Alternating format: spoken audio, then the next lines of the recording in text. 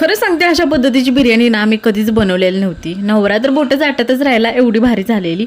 तर सगळे तर एका पातेल्यामध्ये पाणी गरम करत ठेवलं, त्यामध्ये थोडंसं तेल, मीठ आणि खडे मसाले टाकले. इंद्रायणी तांदूळ ह्यामध्ये शिजत घातलं. हे शिजते तोपर्यंत स्वच्छ धुवून घेतलेलं चिकनमध्ये थोडीशी हळद, मीठ आणि अद्रक लसूण पेस्ट टाकून मिक्स केलं. कढईमध्ये तेल टाकलं आणि चिकन चांगलं पाणी टाकून शिजवून घेतलं. पापड रोस्टेड जाळीवरती 2 कांदा आणि टोमॅटो भाजलं.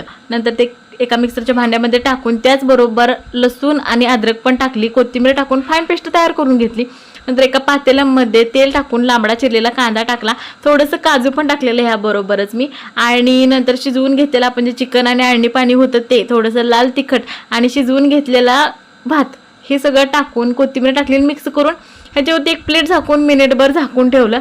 आता ह्यावरती मी बारीक चिरलेली कोथिंबीर, ब्राउनिश कलरचा कांदा, थोडासा काजू आणि एका भांड्यामध्ये कोळसा टाकला आणि ह्यावरती तूप टाकून प्लेट ह्याच्यावर झाकली तर असली मस्त बिर्याणी